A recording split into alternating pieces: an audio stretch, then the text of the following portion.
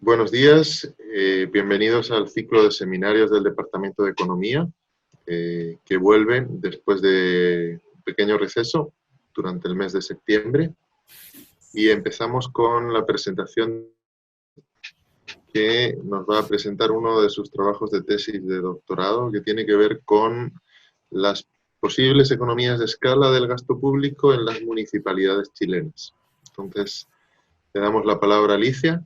Ya sabe que cuenta con aproximadamente 40 minutos y una vez termine se abrirá un turno de preguntas o comentarios donde lo que le pedimos a los oyentes es que levanten la mano con las posibilidades que nos ofrece el Zoom y ahí le podemos dar la palabra para que realicen su consulta o comentario. Muy bien, muchas gracias y adelante, Alicia. Muchas gracias, profe. Bueno, buenos días a todos y a todas. Para los que no me conocen, mi nombre es Alicia Chávez. Soy estudiante del doctorado en Economía Aplicada aquí en la UCN. Y bueno, el día de hoy tengo el gusto de compartir con ustedes una de las investigaciones que forman parte de mi tesis doctoral. En específico, esta la estoy trabajando con el profesor Dusan Paredes. Decidí presentar este trabajo porque es un documento que todavía está en construcción. Todavía lo estamos trabajando y por lo tanto creo que esta es una buena experiencia. El título es Gasto público y economías de escala en gobiernos con una descentralización fiscal parcial. Así que para comenzar, bueno, la agenda del día de hoy, vamos a empezar con una introducción a la investigación. Luego, brevemente, vamos a hacer una revisión de lo que ha hecho la literatura sobre estos temas y algunos conceptos claves. Luego voy a tratar de desarrollar el modelo, del cual después se deriva también del modelo empírico. Voy a describir los datos que vamos a utilizar para este trabajo y finalmente los preliminares y los retos que aún tenemos pendientes. Con la introducción, entonces, normalmente cuando analizamos el gasto público, utilizamos dos medidas. Podemos utilizar el gasto público a nivel agregado o también el gasto público a nivel per cápita. Las implicaciones. Las ciudades que tengan el mayor gasto a nivel agregado no necesariamente. Es por eso que, para ejemplificar un poco, les traigo algunos datos del gasto público en Chile a nivel de las comunas para el año 2018. Este es para el rubro de consumo de bienes. Podemos observar que comunas como Las Condes, Viña del Mar y Maipú tienen un gasto de más de... Le siguen también otras comunas como Santiago. Esta está también por aquí en el top de ciudades con mayor gasto agregado. Esto quizás no sea sorprendente, pues son ciudades que también son conocidas por tener altos niveles de ingreso. Sin embargo, la historia cambia por completo cuando en cambio utilizamos la medida de gasto per cápita. Si se fijan, por un lado hay un efecto de expulsión, en el que aquellas ciudades que tenían el top en el gasto agregado pasan a la periferia. Por acá tenemos a Las Condes, Maipú, Viña del Mar. Y en cambio son otras ciudades las que toman el liderazgo en tener el mayor gasto nivel per cápita. Tenemos Oyagüe, con más de 2,5 millones de inversión por ciudadano. Tenemos también a Camarones, a Timauquel. Estas ciudades quizás son menos conocidas para nosotros, pero son las ciudades que tienen el mayor nivel de gasto per cápita. ¿Por qué sucede que tenemos dos historias completamente diferentes? A nivel agregado unas ciudades y a nivel per cápita son otras ciudades las que tienen el liderazgo. Nosotros tenemos la hipótesis que se debe a la presencia de economías de escala en el gasto público. Vamos a entender como economías de escala en el gasto público cuando hay una reducción en el costo medio de proveer estos bienes a medida que aumenta la población, hasta que se llega a un punto de población óptimo en el que este costo alcanza un precio de cero. De ahí en adelante puede ser también que ya haya deseconomías de escala, puede haber congestionamiento, etc. Y a partir de ese momento entonces el costo empieza a subir. Vamos a profundizar un poco en esto más adelante. ¿Qué pasa entonces? ¿Cuál es el problema o la implicancia que puede surgir si utilizamos una medida de gasto público u otra para la toma de decisiones, para comparar el nivel de vida de las ciudades, etcétera? Que nos vamos a encontrar con esta realidad. Por un lado tenemos a Las Condes, que es la ciudad que tiene el mayor gasto a nivel agregado, que es como un mini Miami, y tenemos por otro lado a Oyagüe, que es la ciudad que tiene el top en el gasto per cápita. Desde ya podemos ver a nivel de infraestructura que son ciudades completamente opuestas. Y lo mismo podemos también inducir en el caso de la provisión de bienes públicos. Este hecho, el utilizar una medida u otra para tomar decisiones, puede tener implicancias también desde el punto de vista de las políticas públicas.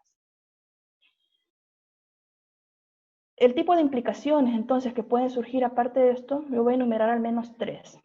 La primera es que se puede perpetuar la desigualdad que ya existe entre las municipalidades chilenas. Segundo, que hay una distribución, por un lado, desigual, pero también estático en el tiempo, tanto de la población como del mercado potencial.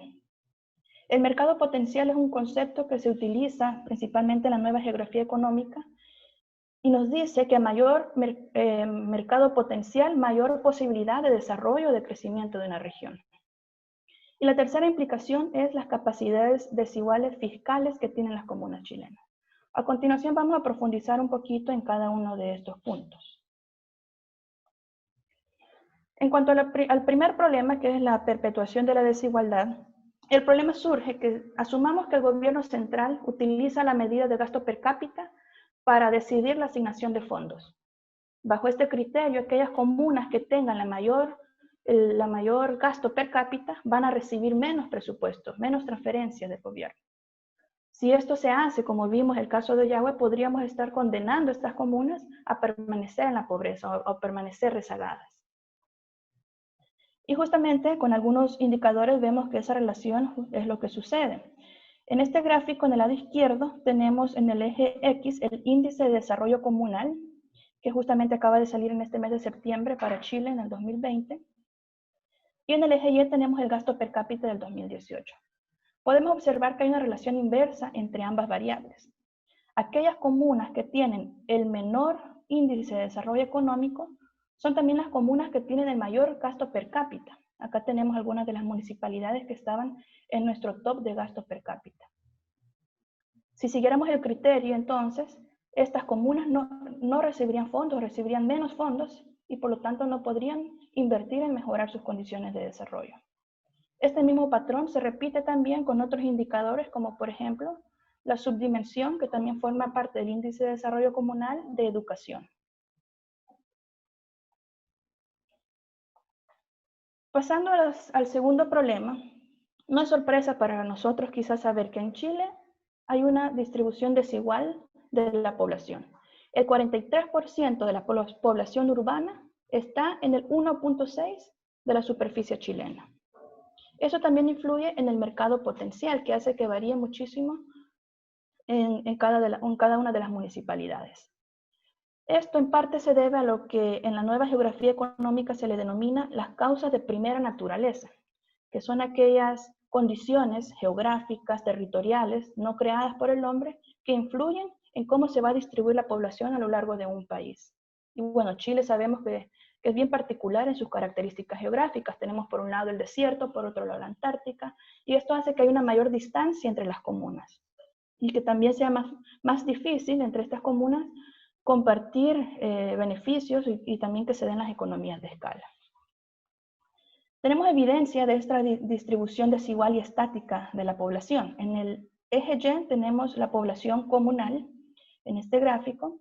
En el eje X, un ranking que construimos, donde la ciudad que ocupa el primer lugar es la ciudad que tiene mayor población comunal.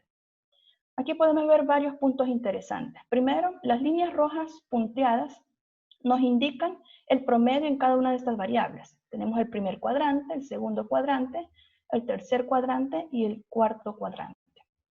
Si hubiera una distribución proporcional entre aumentar en el ranking y el aumento de la población, tendríamos que tener una línea de 45 grados aquí. Muy parecido, quizás conozcamos más la curva de Lorenz. Sin embargo, vemos que sucede lo contrario. Hay una gran desigualdad. Tenemos la curva muy por debajo. Esto nos dice entonces que tenemos pocas comunas, aproximadamente unas 15 comunas que tienen una población alta entre 800.000 y 200.000, y tenemos muchas comunas con poca población. Y esto puede, por supuesto, influir en que alcancen las economías de escala o no. Dando el paso adicional al mercado potencial, ¿no? Este concepto que se considera importante para alcanzar crecimiento y desarrollo, también es estático en el tiempo y está distribuido de manera desigual.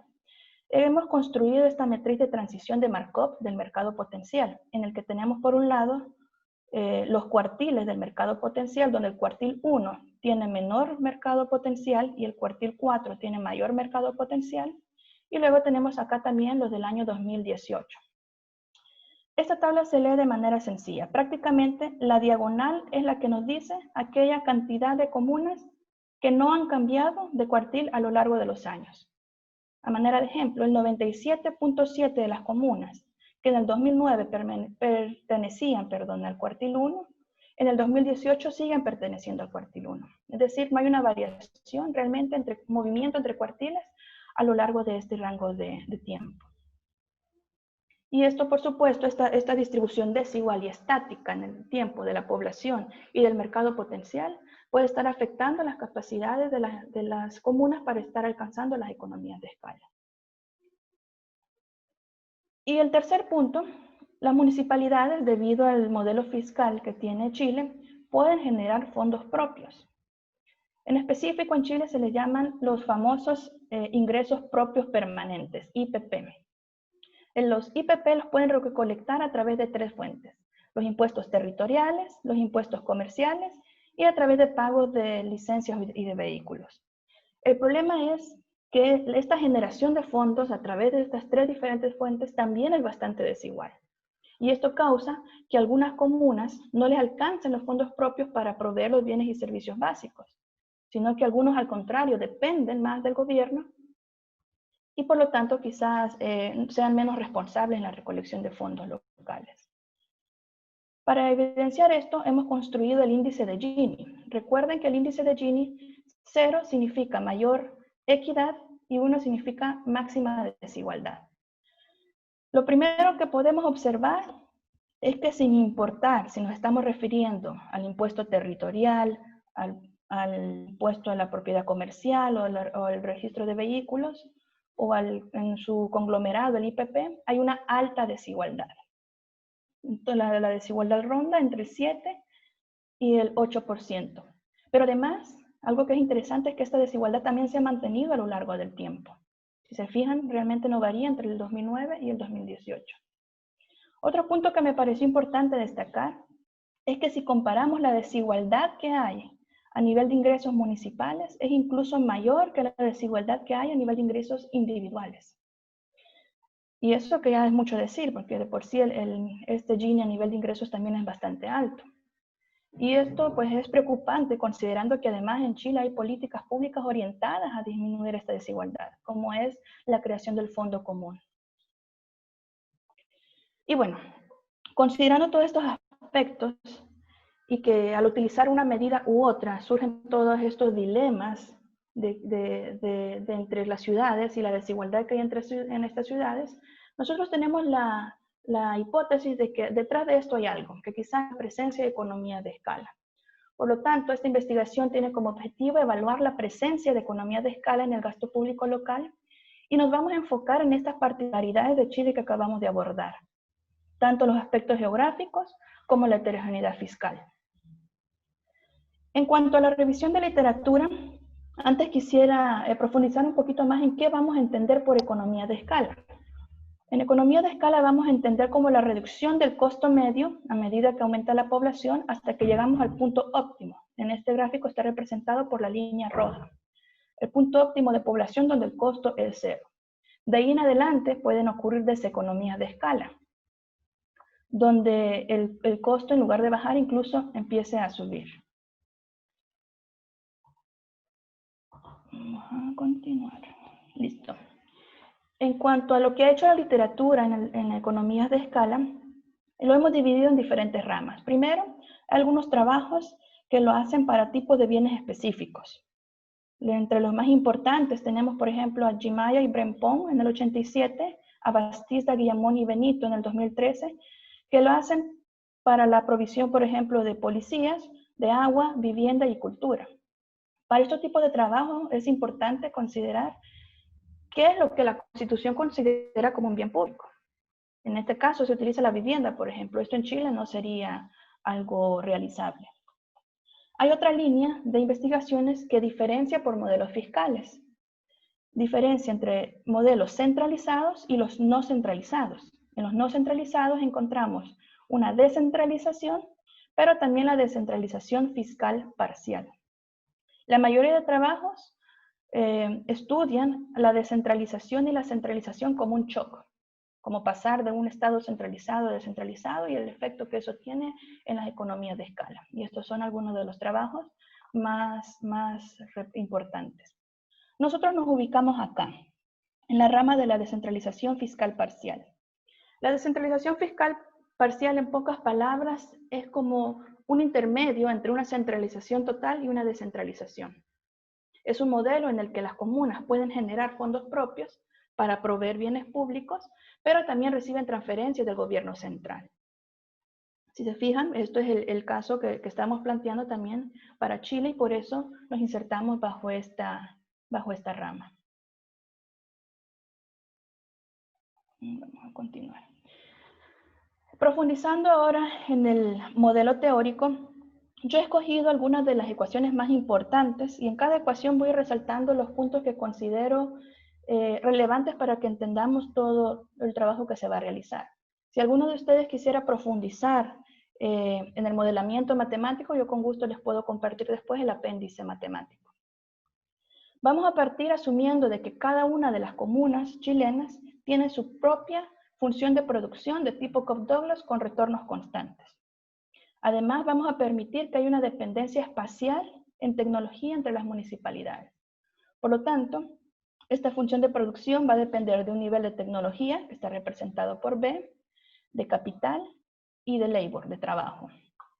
Lo interesante a destacar aquí es el nivel de tecnología, que en parte depende del nivel de tecnología propio de la comuna I, pero también está influenciado por el nivel de tecnología de sus vecinos, de las comunas J. Eso nos lo da este parámetro phi. Entre mayor sea phi, mayor va a ser la transferencia o el compartir la dependencia de tecnología entre las comunas. Cada comuna también tiene su propia función de costo, donde se tiene el factor trabajo con sus respectivos salarios y el factor capital con su respectivo pago. Al resolver este problema de minimización de costos, como lo aprendimos en nuestros cursos de microeconomía, vamos a llegar a esta función de costo. Hasta aquí no hemos realizado nada diferente, quizás a lo básico de la microeconomía. Sin embargo, recordemos que no estamos hablando de cualquier tipo de bien, sino que estamos hablando de bienes públicos.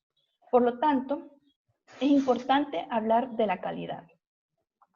La calidad del bien público en la microeconomía se entiende que depende del nivel de output, pero también va a depender del nivel de población que está representado por N y de otras características sociales, geográficas y demográficas que hay en cada comuna. Sin embargo, aquí surge un dilema, y es que empíricamente la calidad de un bien no la podemos estimar. La teoría resuelve esto y asume que entonces que el output va a ser determinado por la cantidad demandada por un votante medio, por un votante que va a ser el representante.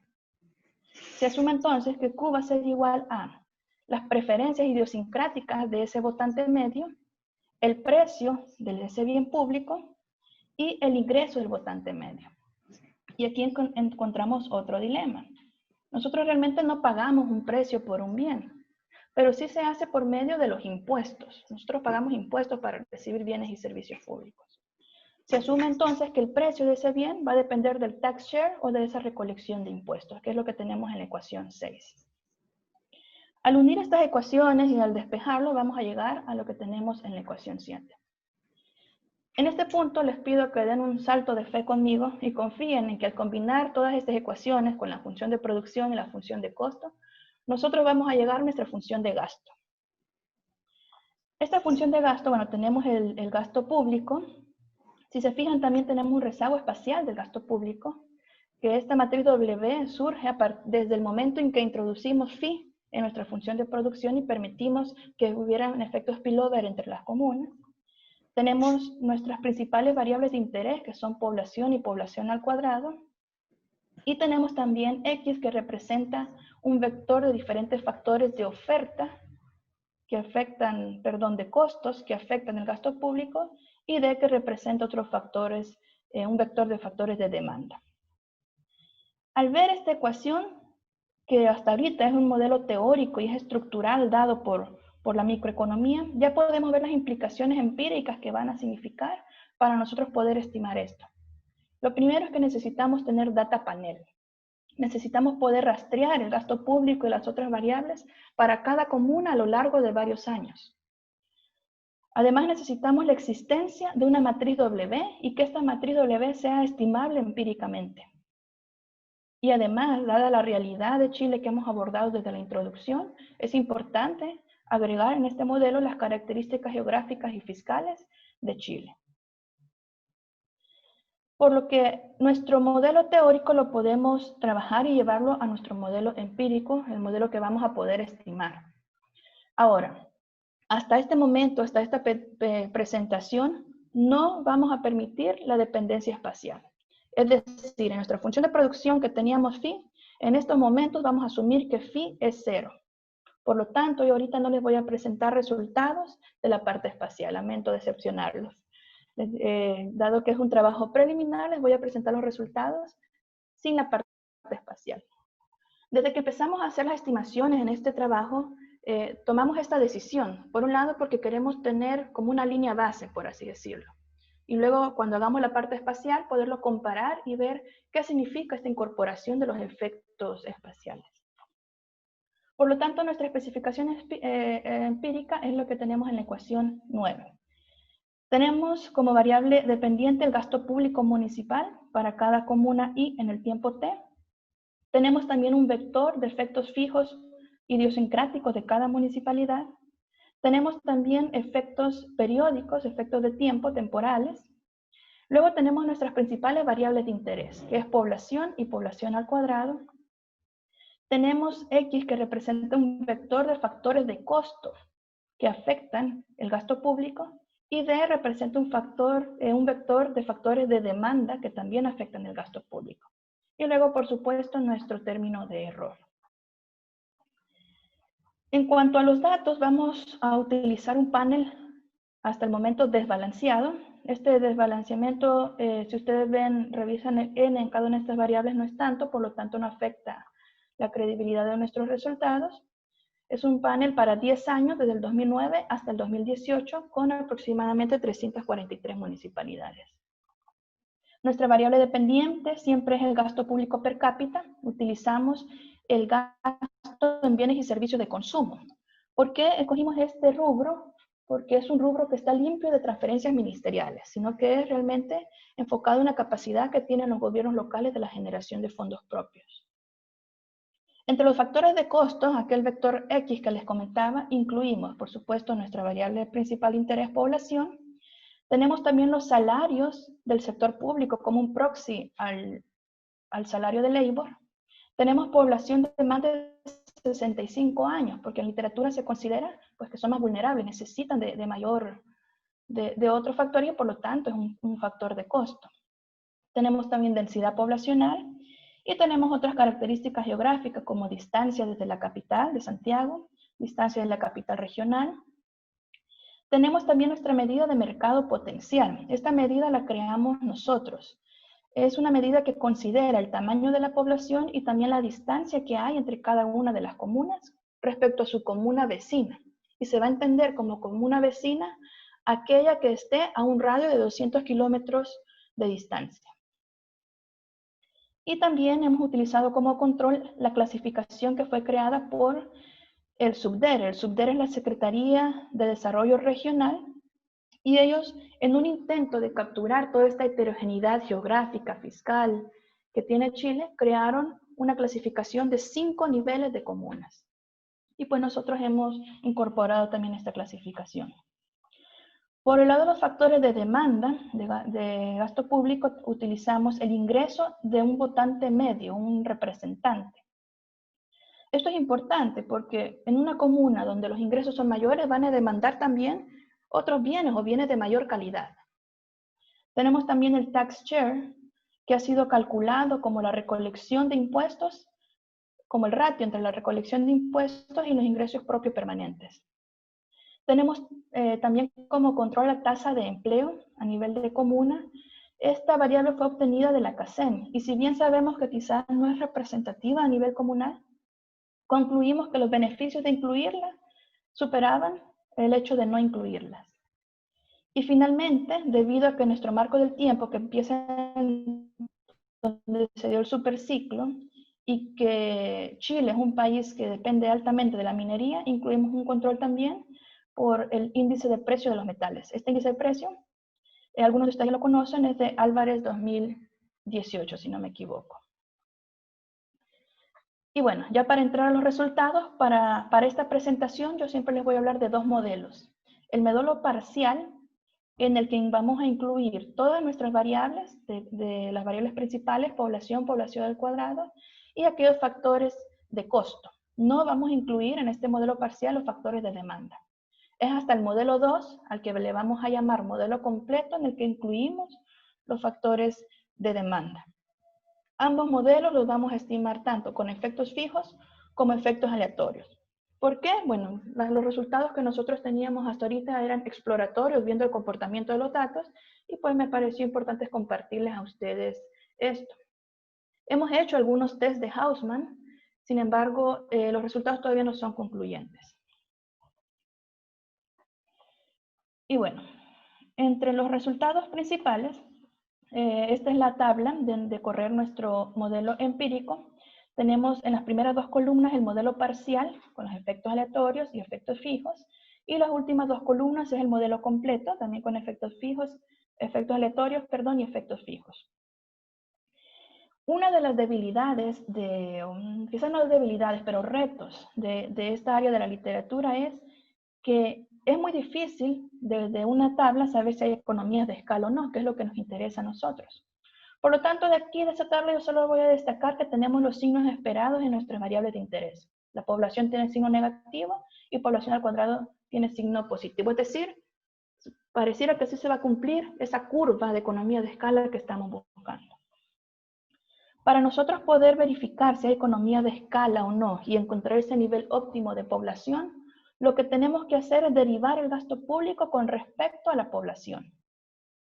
Esto nos va a dar N asterisco, que representa el nivel de población óptimo. Sin embargo, uno de los problemas es que este modelo nos da los intervalos de confianza para cada uno de estos parámetros. Y nosotros aquí estamos haciendo una combinación de ellos. Por lo tanto, se utiliza la técnica del bootstrapping para encontrar esos intervalos de confianza y poder así saber en qué punto se alcanza la economía de escala y su respectivo intervalo de confianza. Haciendo esto, obtenemos los siguientes resultados. En el eje X tenemos población y en el eje Y tenemos nuestro modelo parcial con efectos aleatorios, efectos fijos, y tenemos también el modelo completo con efectos aleatorios y efectos fijos. Cada punto representa el nivel de población óptimo y la línea representa el intervalo de confianza.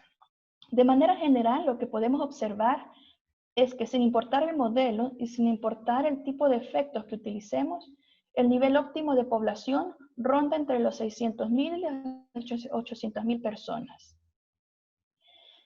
Esto, por un lado, nos parece que la mayoría de comunas, según el gráfico que vimos en la introducción, la mayoría de comunas no pueden cumplir o no alcanzan a llegar a estos niveles de población. Vimos que eran pocas comunas, mucha población, y muchas comunas que tenían poca población. Por lo tanto, creemos que realmente aquí esta no es la forma más apropiada de encontrar las economías de escala. Hasta ahorita hemos echado todas las comunas en una sola bolsa y no hemos diferenciado realmente por todas estas heterogeneidades que hemos abordado desde el inicio de la presentación. En efecto, si revisamos cuántas comunas logran realmente cumplir o estar dentro de este rango de economías de escala, vemos que dependiendo si utilizamos el modelo parcial o el completo con efectos fijos aleatorios, solo hay entre 4 y 2 comunas. Y estas comunas son Maipú, Puente Alto, La Florida y Santiago. Lo que hicimos entonces fue considerar también la interacción de otra variable que nos permita distinguir las comunas de acuerdo a sus características. Un enfoque agregado quizás no sea lo más adecuado. Teníamos dos opciones: utilizar la clasificación del SUBDER, ya no solamente como un regresor más, sino que interactuarlo con nuestras variables de interés, o utilizar la medida de mercado potencial. La debilidad que nosotros le vemos a la clasificación del SUBDER es que es estática. Fue creada una vez esa clasificación, no varía en el tiempo. Por lo tanto, decidimos utilizar la de mercado potencial, que esta sí va variando a lo largo de los años. Poco, como vimos en la introducción, pero varía y está ajustada a las realidades de cada comuna. Al interactuar esta variable, entonces, que son estas, el mercado potencial, que lo hemos dividido en los 4 cuartiles, les voy a mostrar siempre los gráficos, que es más fácil interpretarlo ahí. Al interactuar vemos que la historia cambia. En el lado izquierdo tenemos el modelo parcial. En el eje Y tenemos los cuartiles, cuartil 1, que es el que tiene menor mercado potencial, hasta que llegamos al cuartil 4, que son las comunas que tienen mayor mercado potencial. Y en el eje X tenemos la población. Si se fijan aquí, ya es más alcanzable este nivel de economía de escala. Los primeros 3 cuartiles alcanzan la economía de escala a un nivel de población más bajo, mientras que el cuartil 4 la economía de escala se dispara. Y este patrón se repite también en nuestro modelo completo. Si revisamos ahora cuántas comunas están dentro de este intervalo de confianza de la economía de escala, podemos observar, miremos el modelo parcial, que de las 86 comunas que forman parte del cuartil 1, entre 16 y 34, dependiendo del tipo de efectos que se utilicen, logran alcanzar estas economías de escala. Igual en el cuartil 2, entre 21 y 49, y así sucesivamente. Y estos son los resultados para el modelo completo. Estos resultados a nosotros nos parecen un poco más realistas, ¿no? Porque está tomando en consideración toda la heterogeneidad que existe en Chile.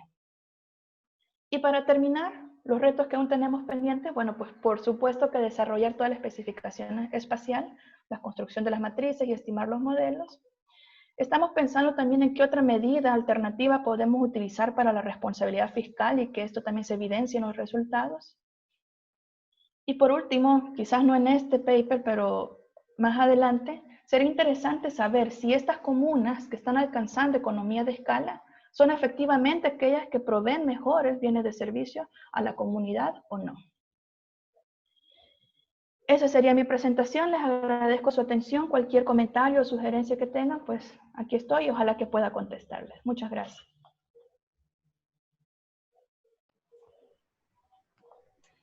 Muchas gracias, Alicia. ¿Preguntas, comentarios, dudas? Por favor, usen el botón de levantar la mano.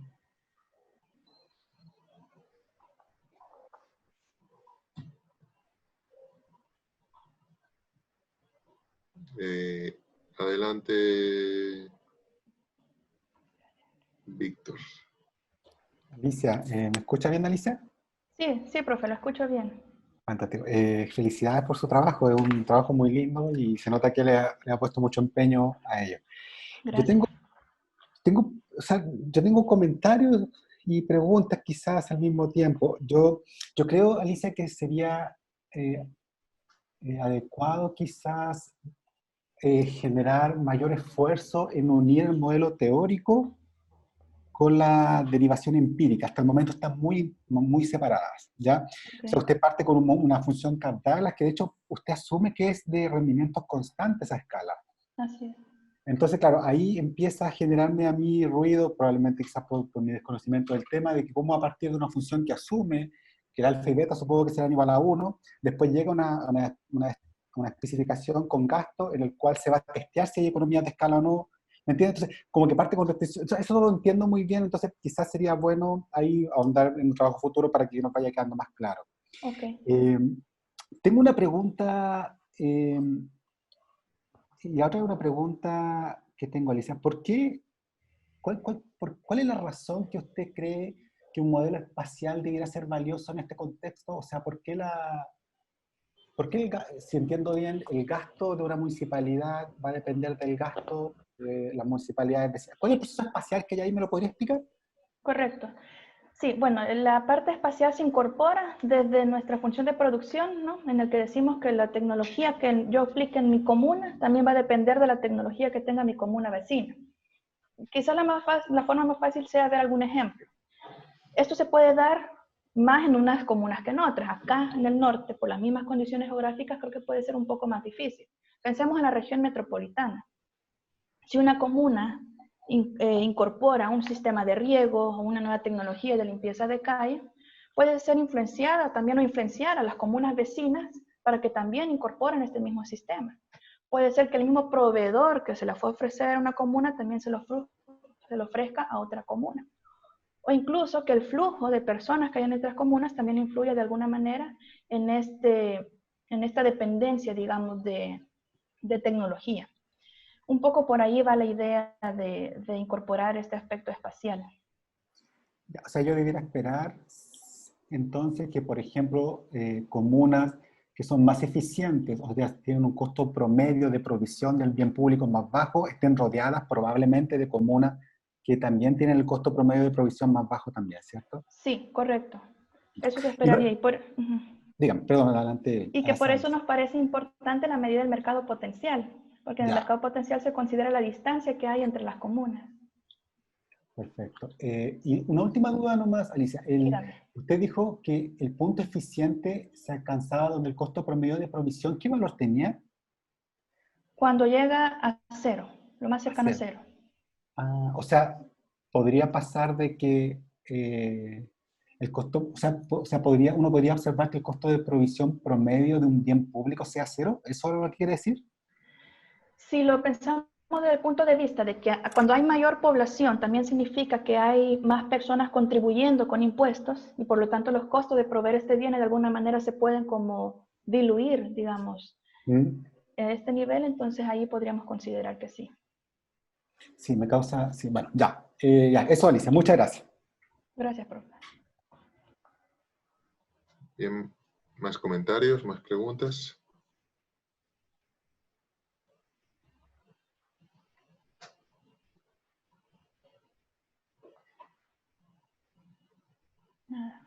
Bueno, yo tengo una pregunta. Dígame, profe. Alicia.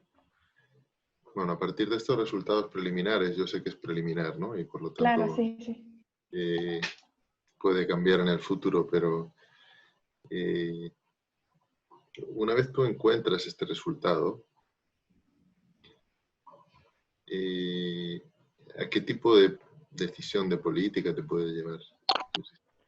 Sí, yo creo que nos da una nueva luz, ¿no? Si recordamos cuando hablábamos del gasto público a nivel agregado y del gasto público a nivel per cápita, nos podríamos preguntar, o sea, ¿por qué se da estas diferencias tan abismales, digamos? Entonces yo creo que en parte lo explica esta economía de escala.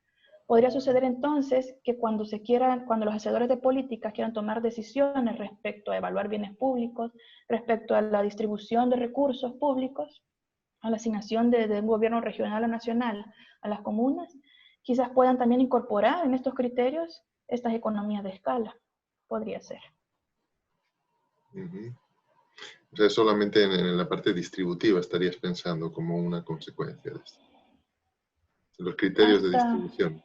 Hasta ahorita sí, porque hay otros documentos, no mucho, digamos, comparto, ven esto también como un nivel óptimo de ciudad. Y esto lo veo un poco más complejo porque no en nuestros países, no vamos a decir, bueno, ¿saben qué? En esta comuna ya alcanzamos nuestro máximo, no permitimos que entre más gente. Entonces eso sí lo veo más irrealista.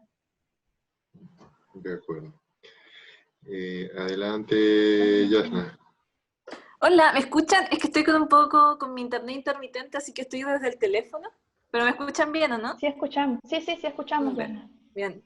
Alicia, felicitaciones. A mí los temas municipales me gustan mucho y creo que estén y haya mucho interés dentro del departamento por estos trabajos, sin duda es un tema interesante, sobre todo por la discusión política que se está dando con respecto a los procesos de descentralización y qué tanto más podemos avanzar en ello.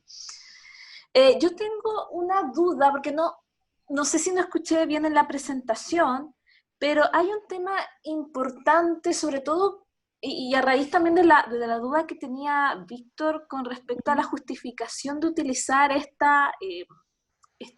modelo espacial para ver estos efectos de contagio acerca de, sobre todo en este grupo de municipalidades que presentan o están en áreas que están conurbadas.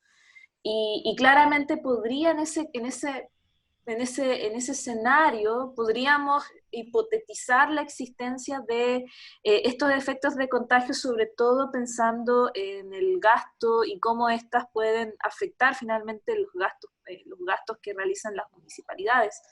Sin embargo, hay otro tipo de, quizás puede ayudar un poco a poder encauzar de mejor forma este tema, que es la población flotante. Yo creo que ahí hay un aspecto interesante, sobre todo en las áreas urbanas y áreas que son conurbadas, Santiago, Gran Concepción, por ejemplo, Valparaíso, en donde nosotros podríamos suponer que este grado de conexión puede tener influencias en términos de gasto. La población flotante se define como esta población que conmuta diariamente por motivos de trabajo, para realizar algún tipo de transacciones, y esto tiene que ver también con la concentración de bienes y servicios públicos también en estas áreas que son más centrales, y también la concentración de las áreas de trabajo propiamente tal, y del mercado laboral. Yo creo que ahí, quizás esto es como sugerencia, pregunta, no sé cómo plantearlo, pero quizás incorporar también a la población flotante dentro de tus estimaciones también podría ayudar a explicar esta tendencia, porque claro, nosotros esperaríamos que las comunas que tienen una mayor cercanía tengan esta reducción. Yo estaba revisando, porque uno de mis primeros capítulos de tesis de doctorado, claramente están relacionados a estos temas, y una de las cosas que veía recién era este signo negativo, y efectivamente este signo negativo se da con respecto a esta aparición de economías de escala. Efectivamente las ciudades gastan menos en bienes y servicios, ¿ya? Y eso es contrario, por ejemplo, a las ciudades que son mucho más pequeñas, por ejemplo. Entonces ahí, simplemente como una forma de ver si esto en realidad está pasando o no, efectivamente sí está pasando. Ahora, comparto el comentario de Víctor acerca de la conexión entre el modelo teórico y lo que están estimando, porque claro, tú nos mencionas este caso de Ullahue, y nos pones como ejemplo el caso de Ullahue y el caso de la región metropolitana y Las Condes, pero también ahí insisto en elementos que están más bien relacionados no solo a la cercanía, sino que también al flujo de personas que circulan ahí. Y yo creo que eso puede ayudar. Y lo otro que quizás puede también ayudar es no solamente pensar en que las comunas que están más cerca, tienen obviamente una tendencia a reducir los costos. También pensar en las similitudes de las municipalidades también. ¿Por qué? Porque en la región metropolitana, pensando en esta gran conurbación, el gasto que realiza, por ejemplo, la Municipalidad de Las Condes versus lo que hace la Pintana, puede ser muy distinto también, ¿ya? Y eso en realidad tiene que ver con las características mismas de la población. Entonces también pensar en esas otras variables que también no solamente son geográficas propiamente tal ni de proximidad, sino que también habla de la similitud de las municipalidades y del tipo de población que ellas tienen, porque aquí también vamos a otro tipo de modelo y que explica en cierta forma por qué hay municipalidades que destinan recursos a ciertos bienes y servicios, y eso en realidad tiene que ver también por la composición misma de la población. Los bienes y servicios públicos que consumen las personas de altos ingresos en general tienden a ser distintos en comparación a las municipalidades de bajos ingresos también. Entonces ahí también pensar en esos elementos puede ayudar a incluir algunas variables dentro de los modelos, pero también a fortalecer los argumentos detrás de estudiar este tema, ¿ya? Reitero mis felicitaciones a Alicia, súper interesante el tema. Gracias, Yanana, y gracias por la sugerencia, lo vamos a tomar en cuenta. Sí, no habíamos pensado esto de la población flotante. Gracias. De nada. Bien. ¿Alguna pregunta? ¿Algún comentario más? ¿Alguna sugerencia?